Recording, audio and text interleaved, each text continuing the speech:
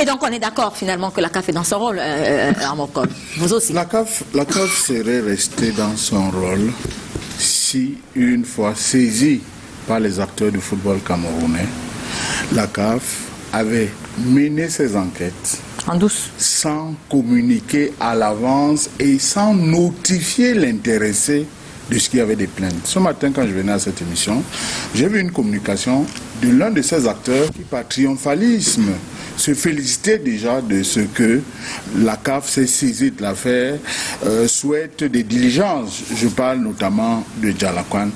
Mais vous avez vu tout à l'heure, quelqu'un m'a contesté la qualité de journaliste. Et je dis, à ce sens, après l'avoir écouté, je pense effectivement que je vais anticiper mon départ du journalisme. Parce qu'il est établi ici, et les Camerounais ne sont pas idiots, je n'ai aucun lien avec Samuel Eto'o, je ne l'ai jamais rencontré.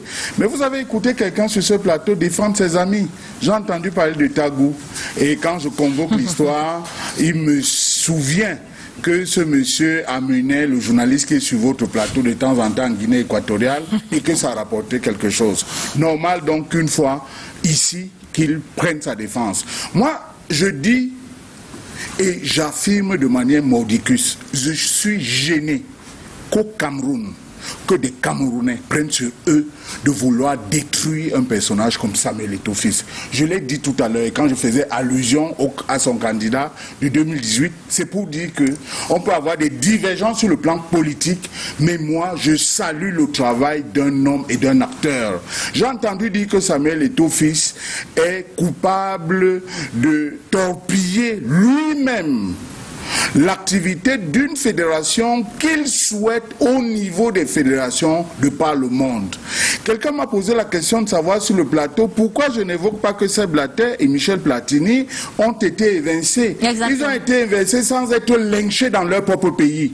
Jamais vous n'avez entendu des Français s'asseoir pour s'attaquer à Zinedine Zidane malgré le coup de tête, alors que c'était un très mauvais geste technique.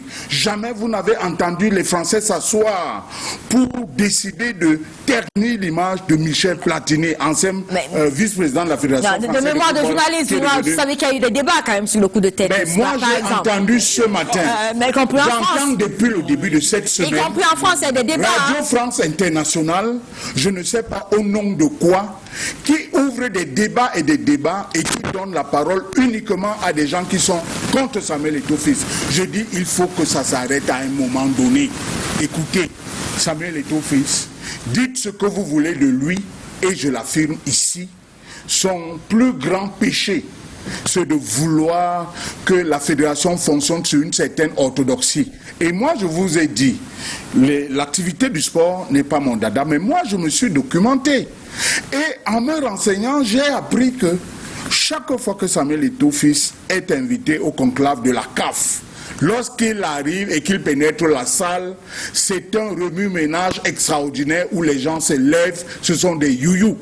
J'ai entendu dire qu'il ne faut pas confondre l'acteur de football qui a le palmarès et le gestionnaire aujourd'hui. Samuel Eto'o fils n'est président de la Fédération camerounaise de football que uniquement parce qu'il a joué au foot.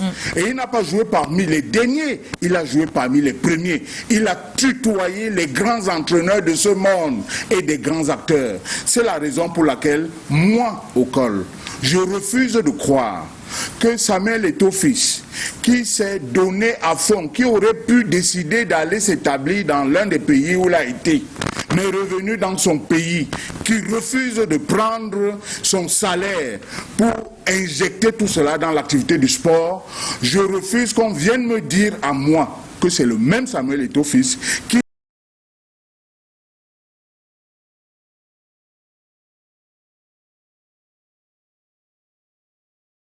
qui peut apprendre au docteur Ile Kanga, avec tout le respect que j'ai pour vous, de par le monde.